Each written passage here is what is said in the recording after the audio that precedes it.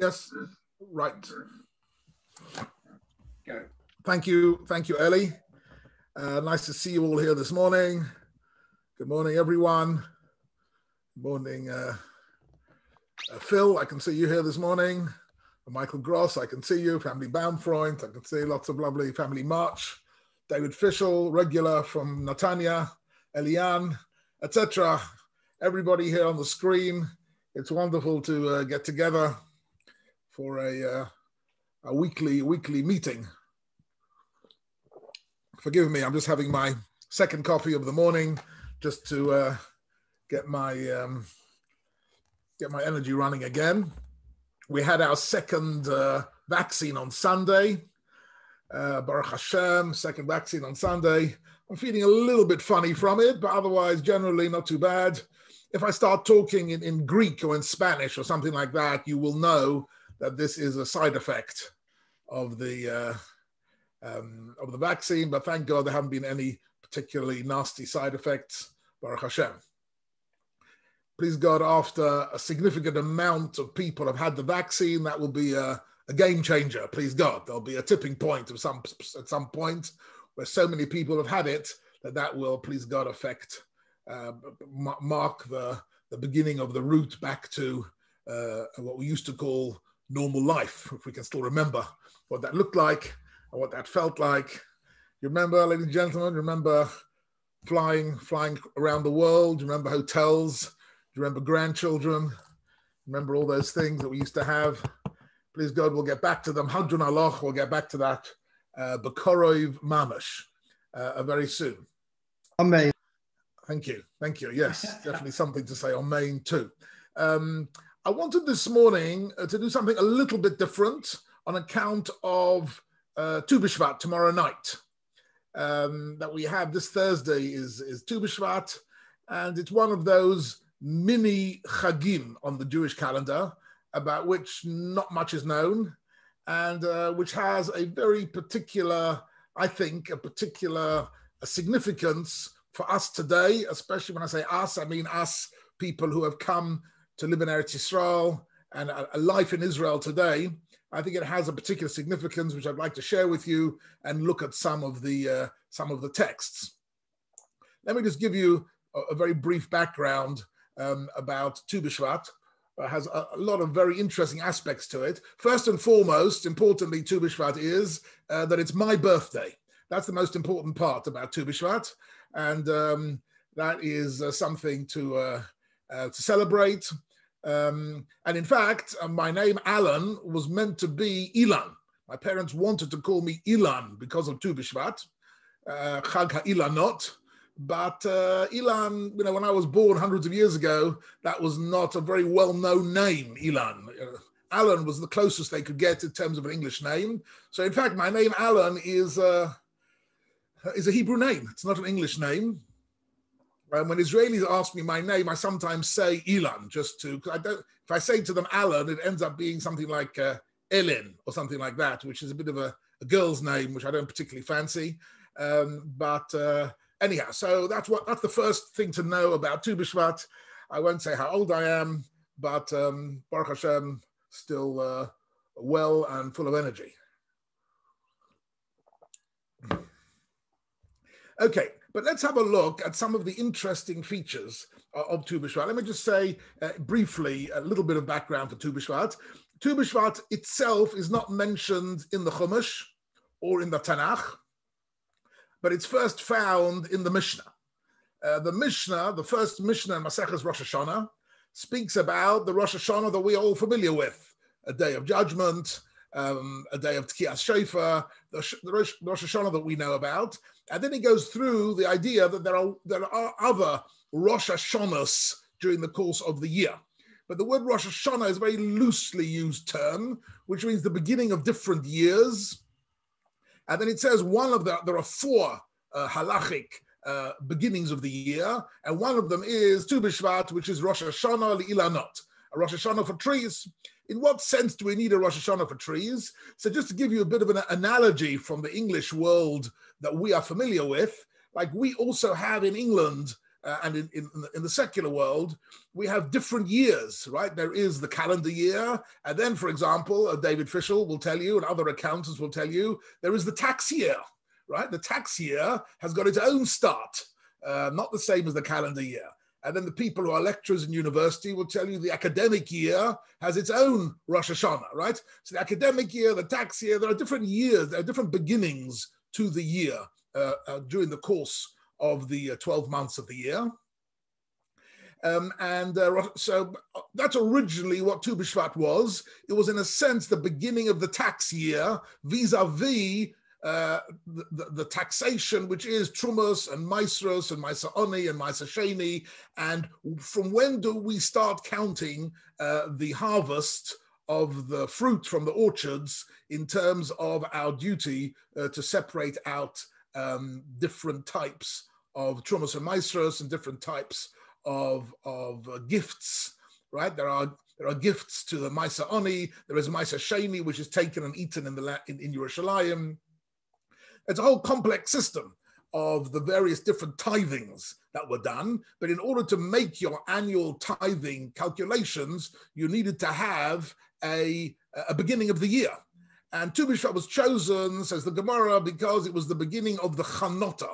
Chanota means the blossoming of the trees. Once the trees started blossoming, that's a sign that this is the new harvest, and this is not to be counted together with last year's harvest. So basically, Tu B'Shvat is an agricultural moment when the trees start blossoming, and that gives us the very beginning of the spring and the new harvest. And in that sense, it's a Rosh Hashanah Elanot. So really, in original terms, it's got to do with the giving of Trumas and Maisros. However, in the return to Israel of our generation, it has taken a new significance for a very important reason. I'd like to read with you a few psukim from the Tanakh, both from Amos and from Yechezkel, both of whom speak about Shivat Zion. They speak about the return to the land of Israel, and they describe it in various different ways. And what's interesting is that the blossoming trees and the harvest from the trees figure in all their descriptions, become important signposts along the way. And I'd like to show it to you. And we'll learn a little bit of Tanakh today, with your permission, Eli. We're going to deviate a little bit from our themes in Sefer Bereshis and learn something about Inyonei Diyoma to appreciate Tu B'Shvat a little bit. Why is the fruit of the tree? Why has it become so important for us in our generation? And we're celebrating it. Now, I must tell you, the secular Israeli world separated simply as a chag of the teva, of nature, right? The beauty of nature, the blossoming of nature, shkedia parachat, right? The almond tree blossoming.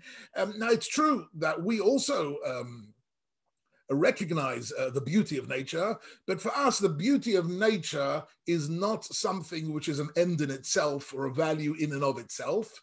It represents the beauty of the world that HaKadosh Baruch Hu created.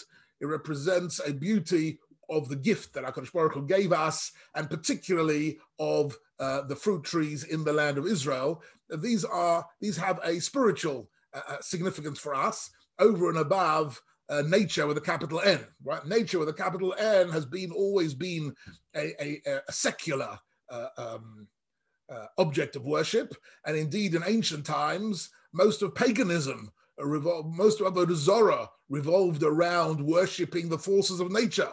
It was the god of rain and the god of thunder and the god of darkness and the god of light and the god of fertility. All these natural forces were considered to be deities, considered to be gods, and they were worshipped in various different ways.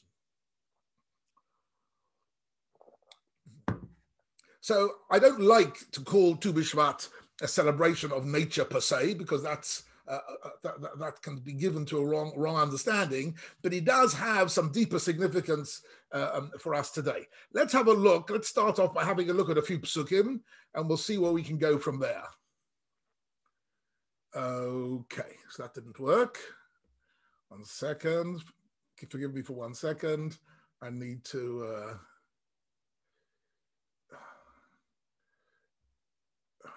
Second. Oh, gosh. Sorry. A little bit of technology here. A little bit of technology needs, hopefully, here we go, Tu B'Shvat. Get it up on the screen. Come back to Zoom. Right, let's see whether this worked. Tu B'Shvat, there we go. Right, can you see a text? Yes, see a text? Good, excellent. So let's start with the Novi Amos, right? This Haftarah is a beautiful piece of text, and you will recognize some of the phrases in it. The first phrase is this one here, Bayom Hahu Okim Sukas David Hanofoles, right? This phrase, Lakim Sukas David Hanofoles, right? To rebuild the fallen sukkah of David, right, is a reference to rebuilding the Beis Hamikdash, right? We say it on Sukkos, Rachamanu Yokim Lanu Sukkos David Hanofoles, and we speak about Frosolenu Sukkas Shleimecha, the sukkah when we speak about in Ma'ariv on Friday nights, Ufrosolenu Sukkas Shleimecha, Pores Sukkas Shalom. That sukkah is the sukkah of Amos, which is a reference to a rebuilding of the Beis Hamikdash. It's Amos's metaphorical reference to the fallen sukkah of David HaMelech. And then Amos goes on to describe the Yemos HaMashiach, when the Beis Hamikdash will be rebuilt. And he goes on to describe sort of the period prior to the final building of the Beis Hamikdash, the beginning of the redemption, the beginning of the Geula. So he first describes it in these terms, Hine Yomim Bo'im Ne'um Hashem. The days are coming. Okay, so this is always a reference to not just any old future date, but to Acharit Hayamim, to the days, to the end of history, which is the redemption of Klal Yisrael. The Nigash Choresh Bakotzer, V'derech Anovim B'Moshe Chazara. So basically, he's using agricultural references which we are not familiar with. That there was one time of the year where there was the harvest of the wheat and the barley, and another a type of the year when there was the production of wine from the grapes. And the idea here is that there will be the harvest will be so, the harvest from the ground will be so massive, and the ground, the land of Eretz Yisrael will be so fertile that the nigash, they will meet each other. In other words, part of the agriculturalists will be plowing and reaping, and there will already be the others who will be treading the grapes. In other words, we will be busy all year round, not just seasonally. We'll be busy continually with reaping the bounty of the land. They tifo hehorim asis, right? And the mountains shall drip with wine. V'chol hagvos tismo gagno, and all the hills will wave with grain, right? And here, this pasuk is my favorite one. And since it's my favorite one, we're going to look at it a bit more closely. So he says here, V'shavti es shavus ami Yisrael, and I will restore the scattered people of Israel, the shavut, right? Those people who have been put into exile, have been literally captured, ami Yisrael. And what will they do? And this nevuah, ladies and gentlemen, this, if you ever think, what am I doing here in the land of Israel? Let me give you a new definition of what you're doing in the land of Israel. You're living inside the vision of Amos. Amos lived 2,700 years ago, towards the end of the Bais Rishon period. He was a contemporary of Yeshaya Hanavi, and he foresaw that there would be exile, and there would be the diaspora, and there would be Shivat Zion, and that we'd come back to the land of Israel. And what's going to happen when we come back to the land of Israel? Ubonu orim neshamos. There will be towns that have been ruined, right? Towns that are desolate, and they'll be rebuilt, v'yoshavu, and they will be re-inhabited. We will inhabit towns that haven't been inhabited for centuries or millennia. The not ukramim, and we will plant vineyards. v'shosu es yenom, and we will drink the wine of the vineyards of the land of Israel. V'osu ganos, and we will plant orchards. V'ochlu es prihem, and eat their fruit. In other words, the planting of orchards and eating of the fruit, the fruit-bearing trees for Amos was a sign of the redemption in the land of Israel, and connected in the same pasuk to the returning of the exiles. V'shavti shavus ami Yisrael, right? Klal Yisrael will come back, cities will be built, and the land will once again be fertile and give off its fruit. And this is, for him, this is a simon, a sign of the beauty and the power of the land of Israel. And then he goes on to use this as a metaphor for Klal Yisrael coming back to Israel. And this is also very beautiful. Unata'atim alad masam. The Jewish people will not just be returned to the land of Israel, but they will be planted in the land of Israel. Planted means they will grow and flourish, right? Actually, the word comes in this week's Parshat HaShavua. Everything, you all know, every rabbi connects everything in the world to the Parshat HaShavua. You understand that? So the connection to this week's Parshat HaShavua is at the end of the Shiras Hayom, Oz Yoshia Moshe. So the pasuk says, "Tevi'emo v'sito'emo b'hana chaloscha." Right? The Moshe Rabbeinu davens, take them and plant them in Eretz Yisrael. B'hana chaloscha. Mochei neshivtcho b'altar Hashem. That's Yerushalayim. In other words, not just to return us to the land of Israel, but unata'atim alad masam. And I will plant them, that's the land of the Jewish people, in their land. And here's the promise, which is a very beautiful promise for us today. V'lo yinotshu od me'alad masam. And they will never again be uprooted from their land. Okay, I think you'll agree with me. I think you'll agree with me that this prophecy of Amos, right, really gives us a bit of a different feel about when you travel around in the land of Israel. I recommend traveling around, please God, when we are once again able to move freely very, very soon. Travel around the land of Israel and just look at the amazing agricultural produce and the fields and the orchards in the land of Israel. I remember a few years ago, I took one of my sons, JJ, we wanted to spend a bit of time together. We went up on the Golan and we took a tour with these little two-wheeled things you stand on. I forgot what they're called. Does anyone know what they're called? You know what I'm talking about? You stand on something which has got two wheels. Anyone know what they're called? Segway. Just the word went out of my mind. Segway, right? So you can go on a Segway tour in the Golan simply because the amount of land covered is too big for walking.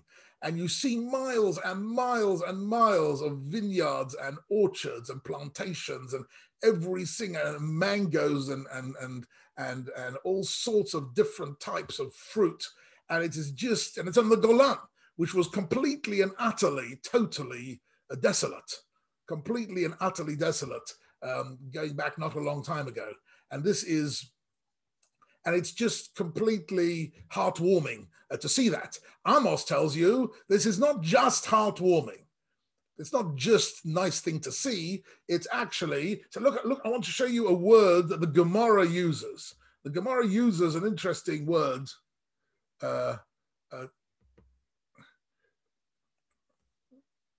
Okay, before I go to the Gemara, I want to show you a pasuk in Yechezkel where a similar idea occurs. Yechezkel chapter 36. So again, Yechezkel is also prophesying. Yechezkel is a bit later than Amos, right? Yechezkel is already after destruction of the first Beis Hamikdash. And he's already seeing the ultimate messianic era. So he says, Lochein kayom Hashem Elokim, ani nosasi es yodi. Nosasi es yodi here, this phrase, nosasi es yodi means I take an oath, right? I swear, right? That all the nations which surround you and threaten you and you're afraid of, they will suffer their own defeat, says Yechezkel. And then now, and here comes the pasuk I'm interested in. Va'atem, and you, the Jewish people, Harei Yisrael. Harei Yisrael means the hills of Israel, right? The hills of the land of Israel. Anfechem titenu. Anaf is a branch of a tree, right? Your branches, right? It will yield branches. All the trees will suddenly yield branches. Uferyechem tisau, and your fruit will be born Amei Yisrael, and will bear fruit for Israel. Ki kirvu lova, for their return is near, right? So kihinene aleichem ufanisi aleichem and evadatim and izratem. So again, you see here that the branches, the trees, and the fruit are not just a sign of good agriculture and a sign of abundance, but they're actually more than that. And have a look at this.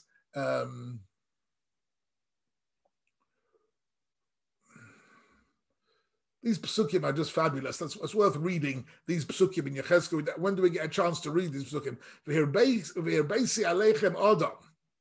Right, and I will settle a large population in the land of Israel. Kol beis Yisrael kula, the whole house of Israel. V'noshovu he'orim ve'charobos tibonenu, and the cities and the town which were charovos, from the word churban, right? The cities and the towns that were desolate, that were ruined, will be rebuilt. And people and animals will prosper and be fertile. Because the promise of the Nevi'im is just beautiful. And now I want to show you. Look at this Gemara in Sanhedrin. Here's a Gemara dealing with this pasuk. For Amma, anybody with me? For Amma Rabbi Abba, Ein lecho ketz megule mizeh. Now this is so the Gemara there in Sanhedrin is talking about Yemos HaMashiach. There are several daf of Gemara in Sanhedrin, 88, 89, 90, 91, which deal with Yemos HaMashiach and various different things. And he speaks about ketz megule, Ein lecho ketz megule mizeh, right? Which he translates here correctly, right? You have no more explicit manifestation of the end of days than this.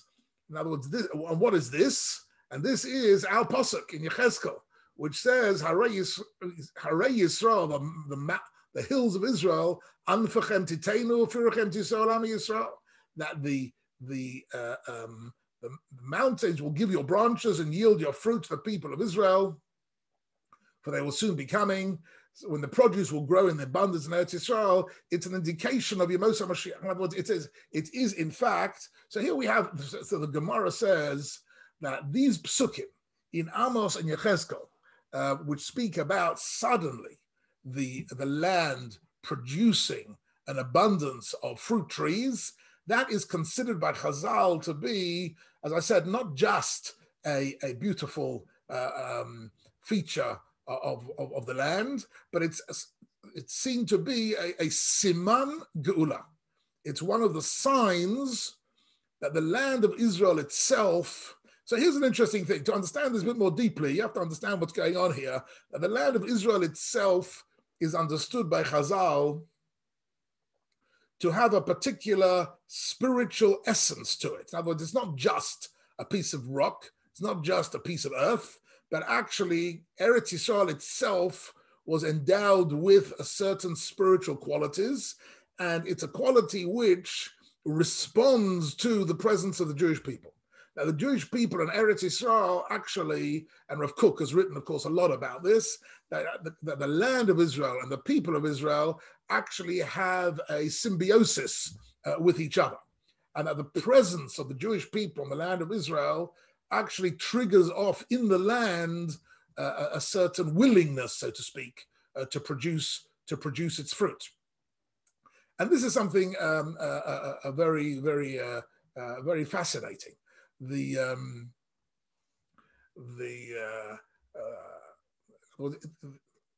Let's have a look here. I wanted to show you.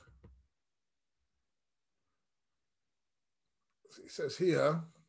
So Rashi on that Gemara says says Rashi in Eretz Yisrael Periah ba'ayin yofa. When the trees in the land of Israel produce fruit ba'ayin yafa. Ba'ayin yafa, what does that mean? That means in abundance. They produce fruit, not just a regular amount, but they produce massive amount of fruits. Then Oz, says Rashi, Yikarev HaKates. That is a sign that the Kates, meaning the Messianic period, is Karov, Yikarev HaKates, the end of days, right? The Ketz HaYamin, right, that we speak about. Ein lecho Kates Mugule Yoter. And there is no clearer indication. That's what the Gemara says. It's a very powerful statement, this. There's no clearer indication of the approaching redemption more than that the land of Israel itself wakes up. The land itself wakes up. And this is a remarkable Rashi. So you've got here a Rashi on a Gemara, and it's a Gemara on the Pasuk in Yecheskel, and the picture that is being painted here is that to look differently at the blossoming fruit trees. I saw something here, which I'm not sure I can get this. Bear with me for a second, ladies and gentlemen.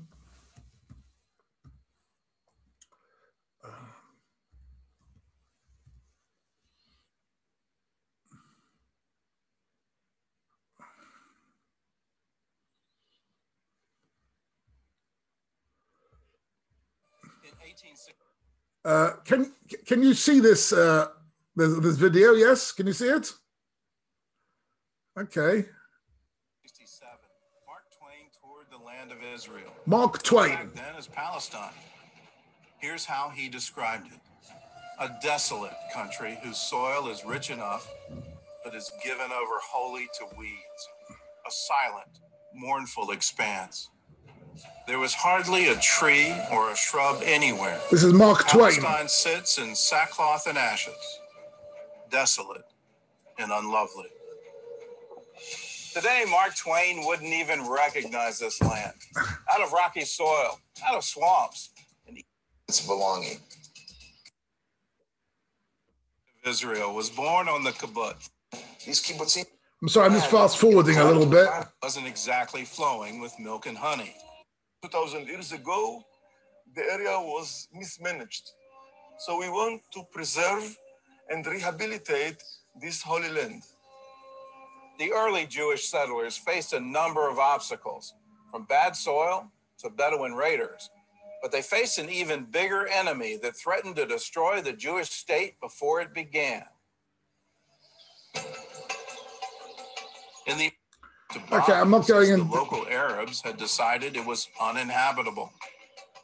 In 1920, more than a third of all Jewish residents of Palestine had malaria. So with no other choice, successful that a commission from the League of Nations visited Palestine to learn what they did. Less than 20 years after Israel's statehood, the country was officially malaria-free. It blossomed with newly planted forests and vineyards. And the Arava, once the most arid part of Israel, became the site of a flourishing vegetable industry. All of this was accomplished in the first 20 years of Israel's statehood. In that time, they more than doubled their standard of living. And now they're using their countries like Jordan, Egypt, and Morocco. Israeli scientists not only found ways to grow more crops, they also found new. Okay, I'm not going to spend the whole shia looking at this, but I just wanted to give you a little bit of I just happened to find this on the YouTube. It's very fascinating. You know, Mark Twain, I don't know, about 150 years ago is in Israel, and he's giving a testimony about what the land looked like, completely and utterly, totally desolate. And nothing growing. And as a result of so of course this particular film and the narrative of the secular Israelis is that we are great agriculturalists. We know how to run irrigation properly. We know how to develop the soil. We can get rid of the rocks. It's all about kochi v'otzem yodi, like the power, human powers.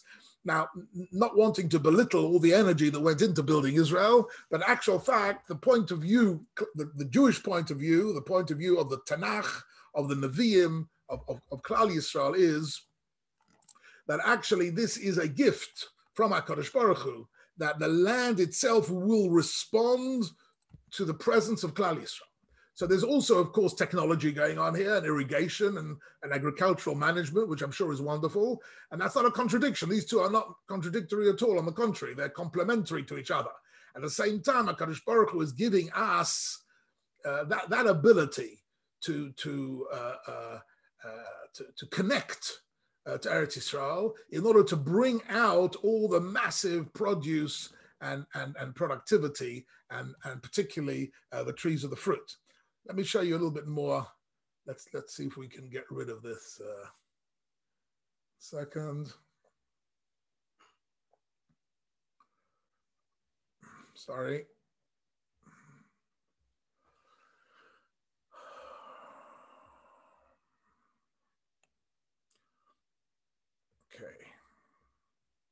Okay. Sorry, I'm running around a bit with the share screen today, but I want to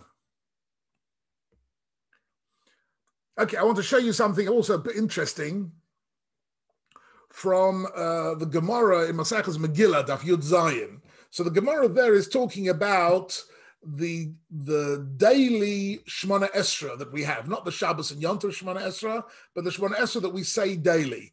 And it wants to tell us why Chazal wrote the Shemona Esra in the sequence that they wrote it. Why it's first Ata Chodin L'Adam Das, and then Hashiveinu Avinu L'Sarosecha, and then Salach Lanu. Why is this structured in the way that it's structured? And in the context of that is our posuk. So what's interesting is where this posuk of Yechezkel, Chazal clearly saw this posuk. They speak about it in Sanhedrin, in Sanhedrin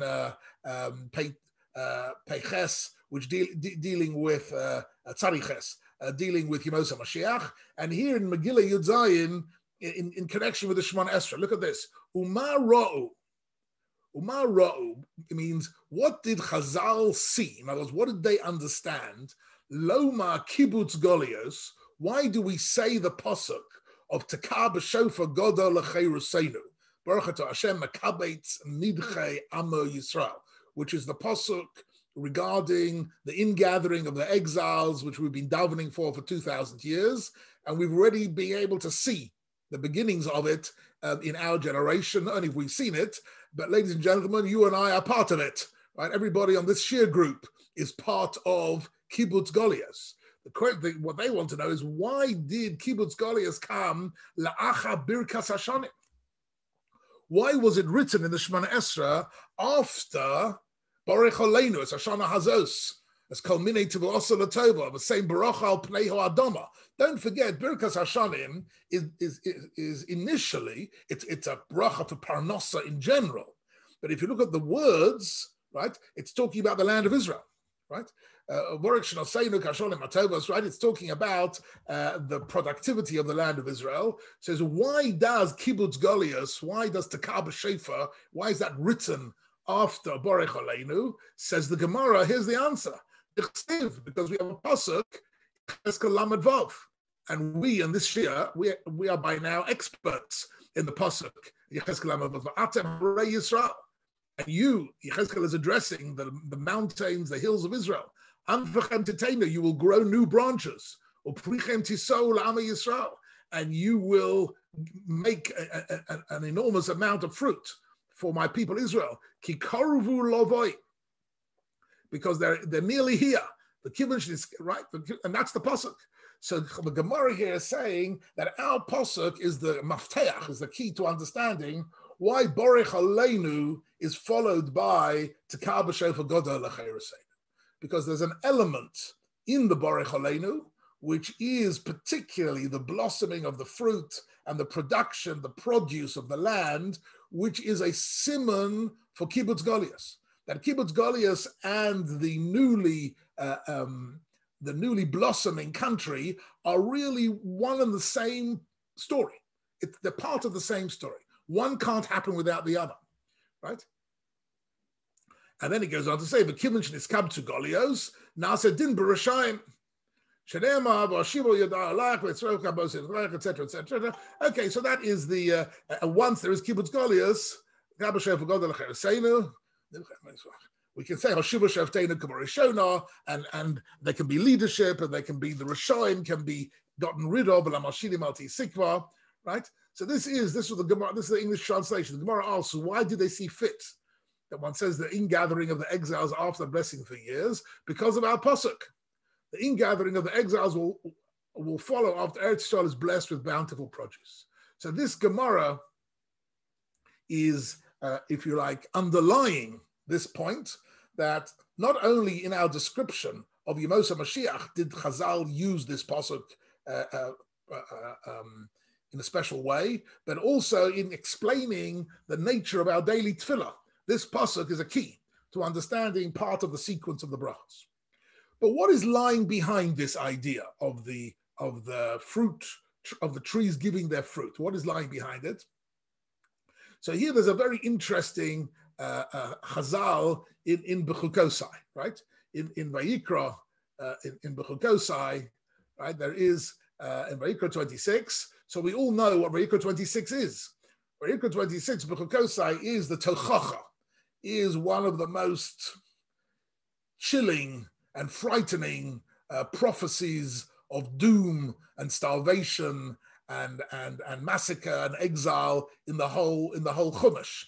And in the middle of it, it says, HaKadosh Baruch Hu says, part of my punishment to you will be this. Now look at this. V'hashimosi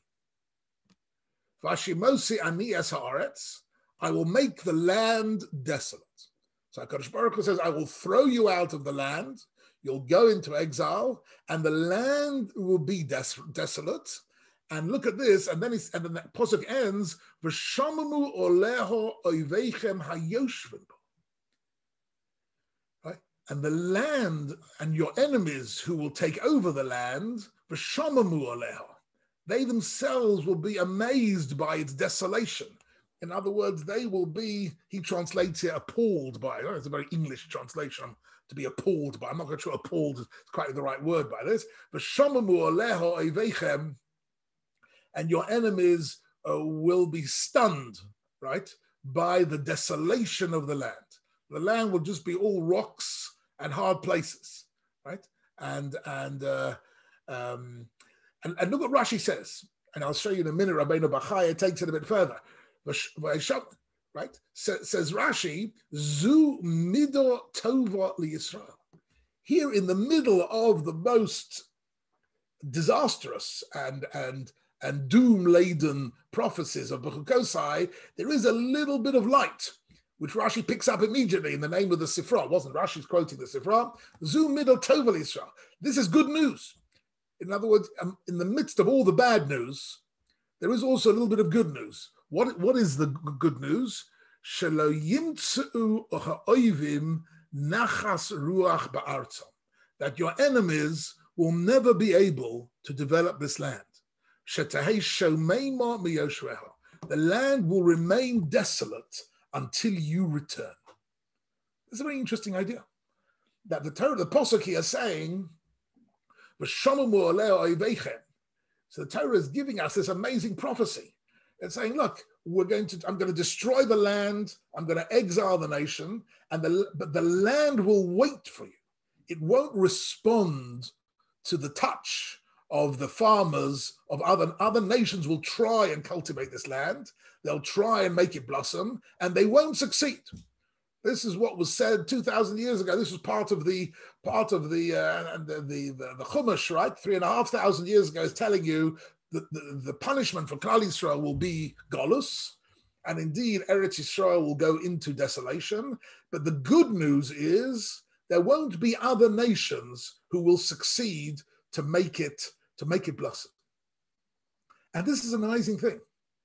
I must tell you, just as a footnote, I remember seeing some very interesting footage. I unfortunately never was able to visit the Gush Katif.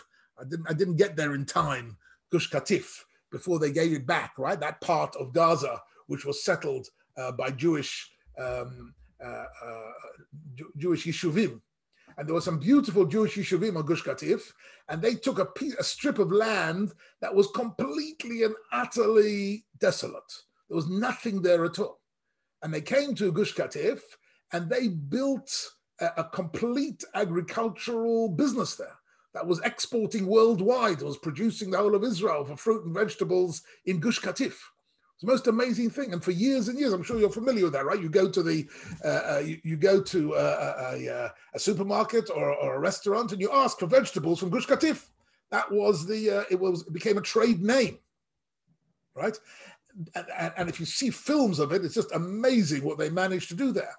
What was amazing, and my brother Sali, who lived in Efrat, he would often go down there to Gush Katif. He had Talmidim who were living there, and he said when you went down the road to Gush Katif, you went down the road going towards the coast, and you saw on the right-hand side, you saw the Gaza area, which was completely desolate, rocks and sand and dirt and nothing, and on the left-hand side of the road was this completely flourishing agricultural area of miles and miles of greenhouses and hothouses and fields and orchards. It was unbelievable.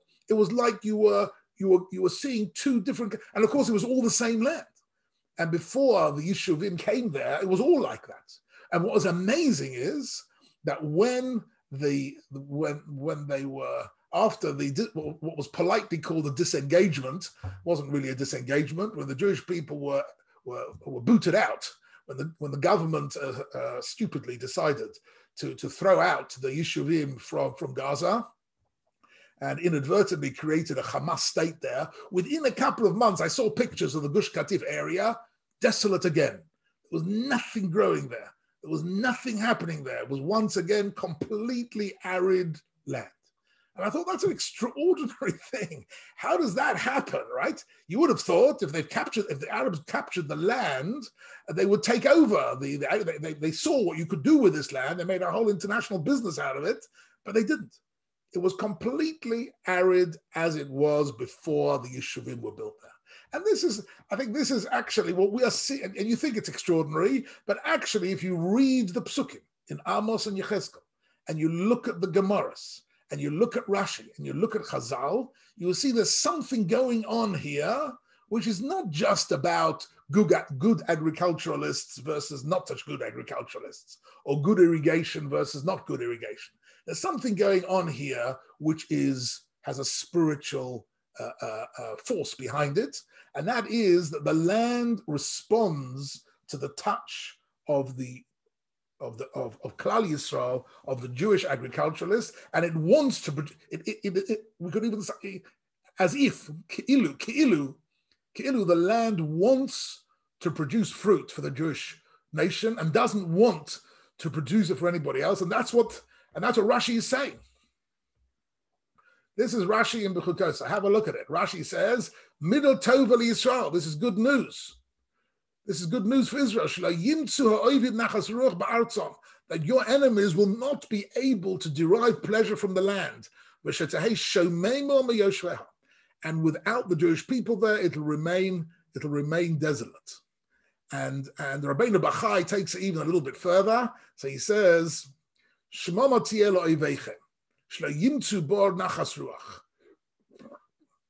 same idea, that your enemies will not be able to derive pleasure from it. Right? And this is good news. In the middle of a tochacha, there is a little spark of good news. And Chazal speak about this in the Sifra. He brings here the quote that Rashi brought. That you, the Jewish people in the diaspora, shouldn't think, we've been exiled from our beautiful land, and now our enemies have taken over our land, and they love living there, and they'll stay there forever. That's not the case. The pasuk says, no, your enemies will try and make the land work for them, but it won't work. Right? So this is Rabbeinu Bachai quoting the measure of Mizeh,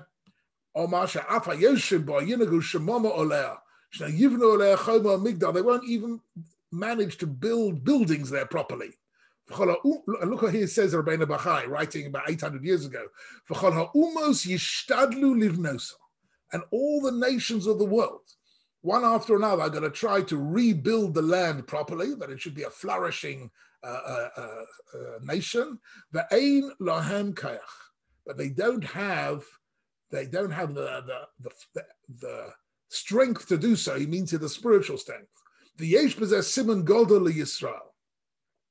And this is a very important siman, right? This word siman. It's a very important sign for us today, right? Here we are today, and we've been here in Israel for only for a few decades, and this siman is already clearly visible. Shemiyom shecharva, that from the day that it was desolate, lo kiblo umo v'loshen, the land itself was not willing to receive any other nation to allow it, so to speak, to be rebuilt and recultivated.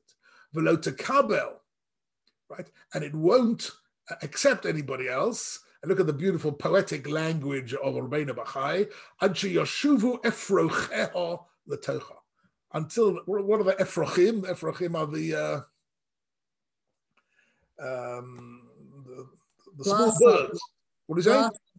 Blossoms. Little birds. Little birds, yes. You're right. Perach. Perach is a blossom. It's a bit of an ambiguity here. The perach is the blossom, but the Ephraim are the birds who've got like a homing instinct to come back to their nest. So he's using here a bit of a poetic license here. He's saying, until the birds find their way back to their nest, the land itself will remain shtum, will not respond to other nations. And this, I think, is a so these are some thoughts, ladies and gentlemen, that I'd like to share with you about Tu B'Shvat. That Tu B'Shvat is coming up tomorrow evening. And when we buy Israeli fruit and vegetables, but particularly the fruit of the tree, the Tu B'Shvat, we're celebrating also the gift of the fruit of the trees. Even if we were sitting in London, we'd appreciate Bore Pri Ha'etz, right? We appreciate the fruit of the tree. But in Israel, it's not just the fruit of a tree. In Israel, it is the fruits of the trees in our generation is a siman geula, is actually a sign that the Nevi'im, when they wanted to express 2,500 years ago, this idea that the land of Israel will be restored to the people of Israel, the image they used was the trees that haven't blossomed will start blossoming. And this is I think this is the most amazing, for me, I don't know whether I'm succeeding in sharing this completely with you, but for me, this is an amazing feature of the return to the land of Israel, that we are actually living inside the visions of Amos, of Yechezkel, and of Yeshaya, right? The Yeshaya also spoke about Umidboro Kagan Hashem, right? That the Midbar will become Kagan Hashem, right? That the Midbar will once again flourish Kagan Hashem. I don't know if I mentioned this to you once before, but I remember once I was invited to be part of a group that came down from England that invested in somewhere in the Negev, in one of the towns of the Negev, and they had, I told you this story, right? And they built a building there, and they asked me to give a talk. And everybody had been speaking about the mayor of the town and the architect and the vision of the architect and the vision of the mayor to rebuild the town. And I got up and I said, look, ladies and gentlemen, the visions of the architect and the mayor have been absolutely fantastic, and the funders and the philanthropists have done a tremendous job here. But you should all know that all those visions are only little pieces of a jigsaw. The big jigsaw itself is a vision of the Nevi'im of Yisrael. And I started quoting to them psukim from Yeshaya and Yechezkel and Amos, that this was the real vision. The real vision was that the return to Eretz Yisrael will be a return, that the land itself in some way will welcome the Jewish people into its midst. And there will be a symbiosis between the people and the land, such that both of them will be allowed to flourish.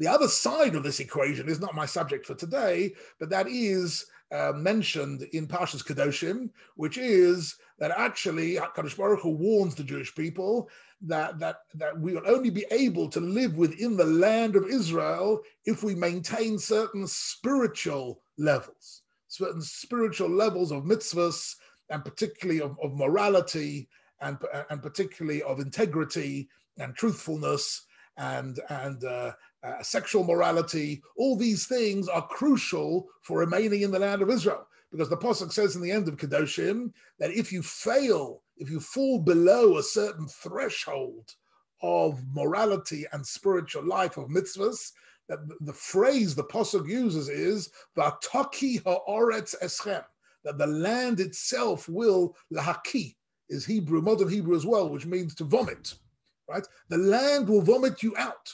In other words, why were Klal Yisrael sent into Galus? Right? We were sent into Galus for spiritual reasons, because we no longer deserved to live in the land of Israel. And therefore, every additional Jewish individual who is Shomer Shabbos and keeping mitzvahs and learning Torah and supporting Torah and doing chesed, every individual is another pillar on which our life in the land of Israel rests. Of course, other people in the land of Israel who are not keeping Torah and mitzvahs have also got zechuyot, have the merits of protecting the land of Israel through serving in the army and building up the land of Israel through the economy. But the Torah emphasizes that the key, the nucleus of Klal Yisrael living in Eretz Yisrael is not to live like all the other nations and say what a wonderful economy we've got and what great agriculturalists we are, but that actually it is the mitzvahs and the kedusha of Eretz Yisrael and the ability to live according to the ideas of the Torah and the ideas of the mitzvahs. That is what really gives us a zechus to live in the land of Israel. And then this symbiosis starts ticking off. And that's where the land responds to us and we respond to it. And this is a siman geula. So when you have your piece of fruit, please God, tomorrow night, right, you'll understand that this is a siman geula. It's a sign of our return to the land of Israel. And it was spoken about by all the Nevi'im. And this is really, I think, one of the most beautiful aspects of Tu B'Shvat. So I started off by telling you that Tu B'Shvat initially was simply the beginning of a tax year. It was simply a day where we started our accounting for our Trumas and Maestros, and we, in terms of our calculating our annual harvest, that was the day for the orchards. So that was true initially. But for us today, because Tu B'Shvat also symbolizes the beginning of the blossoming of the trees and the beginning of the fruit harvest, it has a different meaning for us today completely. It has a meaning of the Shivat Zion, of the return to Eretz Yisrael, and the beauty of the land of Israel. And this particular YouTube clip that I showed you, just a little fraction of it, is worth looking. I didn't want to use up the shia looking at a YouTube clip, but actually it's worth looking up at YouTube. You don't want to have to Google Israel fruit or Israel orchards or Israel agriculture, and you see some most amazing accounts of how land that was initially completely and utterly desolate, nothing there at all, within a few decades, suddenly started to blossom in a way that it hadn't blossomed for thousands of years. So you might think, oh, wonderful, fantastic irrigation concepts, amazing abilities that we have. The truth is, that's all true, but the underlying reason is what Yeshaya and Yechezkel say, that this is a siman of the Ketz HaGeula. That's it, ladies and gentlemen. An interesting thought to take you through Tu B'Shvat. You can unmute yourselves if you like now. And obviously, racist smichas kolaseinu. Oh, we can't hear. You're muted, Rabbi. Yes, it's the beginning. Happy birthday, Rabbi. That's very kind of you. Thank you very much. You can see Brilliant that cheer as always. I'm quite involved in Tu B'Shvat. You can see that, right? I just want to add to what you said about Gush Katif, because I was working once, one of my clients, her she lived in Gush Katif, her father had the greenhouses there. Really? And he said, who worked the greenhouses? The Arabs worked them. He was the owner, but the Arabs worked them. But as soon as they left, even though they had all the knowledge how to do it, it didn't work. Period. It doesn't work for the Goyim. It only works for us. Isn't that true? I must tell you, this Gush Katif story is a really, because I remember being told that as well. Lots of the manual laborers in these greenhouses and orchards were in fact Arabs. So they knew exactly how to make it work. They knew what to do, right? But as soon as the Jewish people were thrown out of the Yishuvim, were thrown out of Gush Katif, the place completely disintegrated. Completely. Right. Yeah, Thank you so much. Happy birthday. It's a sad story. It's a sad story, but it has a very. The truth is, it's a bit like Bechukosai. The whole of Bechukosai is a sad story, but the whole of Bechukosai is a sad story. But it has within it this little bit of good news that when we are thrown out of Israel, Israel as a land will cease to function. That's an amazing thing. Yes. Okay, ladies and gentlemen, Thank you, nice to everyone. see you all. Debbie, Thank you very much. Pleasure. Have a good week. Nice to see you. Happy birthday. Danny, nice to see you. Happy birthday. Happy birthday.